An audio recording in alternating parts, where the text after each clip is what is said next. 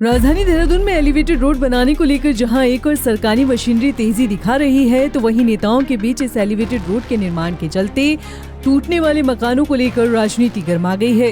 कांग्रेस प्रदेश अध्यक्ष इस elevated road के निर्माण की जद में आने वाले मकानों में रहने वाले लोगों के पुनर्वास की मांग कर रहे हैं। देखिए, एलिवेटेड रोड्स की आवश्यकता निश्चित ही बढ़ते उसके समय है, लेकिन नागरिकों को उसका नुकसान नहीं होना चाहिए। पूरा मुआवजा जिनके मकान या घर वो किए जा रहे हैं, अगर डिसमेंटल किए जा रहे हैं, कुछ ऐसा किया जा रहा है, तो उनको पूरा मुआवजा दिया जाना चाहिए। उनको उनकी रजामंदी इसमें होनी चाहिए, ज़बरदस्ती इसमें अधिग्रहण नहीं किया जाना चाहिए और लोगों को तैयार करके इसके लिए काम करना चाहिए। डेवलपमेंट के कामों में रोक नहीं होनी चाहिए, लेकिन किसी को उसका नुकसान ना हो, ये बात का ध्यान ज़रूर रखना चाहिए। वहीं बीजेपी के विधायक और शहर के मेयर रह चुके विनोद चमोली एलिवेटेड रोड के निर्माण को न सिर्फ एक बहुत बड़ा कदम बता रहे हैं, बल्कि इससे शहर की सूरत बदलने वाली बात भी कह रहे हैं।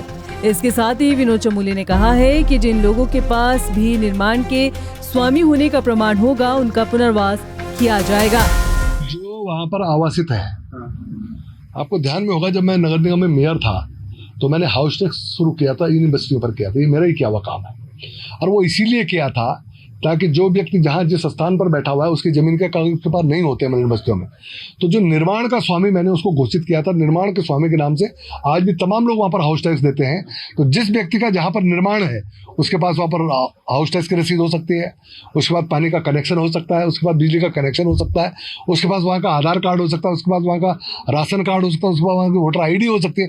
ये सब चीज़ें आइडेंटिटी है कि वो व्यक्ति वहाँ पर रहता है, ये उसका आवास है, तो वो पर्याप्त होगा। इन सब चीज़ों को भी हम उसमें सम्मिलित करेंगे और जिन लोगों के पास मौजूद होगा निश्चित तौर पर उनको आवासित किया जाएगा, उनको विस्थापित किया जाएगा, उनकी व्यवस्था बनाई जाएगी। देहरादून में बढ़ता पॉपुलेशन और इसके साथ ही बढ़ता जाम शहर के लिए एक बड़ी समस्या बन गया है। इसी समस्या को दूर करने के लिए देहरादून में रिस्पना बिंदाल एलिवेटेड रोड का निर्माण होना है, ताकि लोगों को जाम के झाम से निजात मिल सके।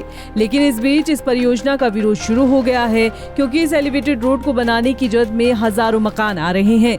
जहाँ रिस्पना बिंदाल एलिवेटेड रोड का निर्माण होना है, उस जगह पर 2619 घर हैं, जिन्हें हटाने के बाद ही एलिवेटेड रोड का निर्माण मुमकिन है। दरअसल बिंदाल तट पर 1499 घर हैं, तो वहीं रिस्पना किनारे 1120 कच्चे पक्के मकान बने हैं।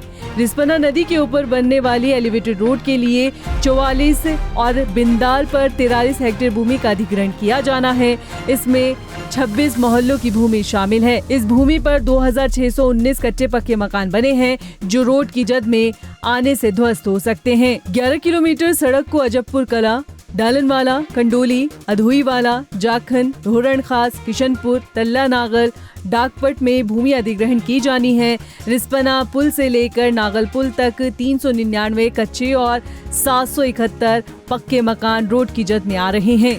जानकारी के मुताबिक रिस्पना और बिंदाल पर जो मकान रोड की जद में आ रहे हैं, उनमें से 70% से ज्यादा मकान अवैध हैं, जो सरकारी भूमि पर बसे हैं। बिंदाल में कहां किया जाएगा भूमि अधिग्रहण, आइए आपको बताते हैं। बिंदाल नदी पर बनने वाली 15 किलोमीटर सड़क के लिए कारगी ग्रांट, ब्राह्मणवाला, ढेरा खास, निरंजनपुर, कामली, चक्खूवाला, डोबालवाला, हाथी बड़कला, विजयपुर, जाखन, विजयपुर झोड़ी, मालसी, प्रीतपुर, संतौर, कुशनपुर और डाकपट्टी में जमीन का अधिग्रहण होना है।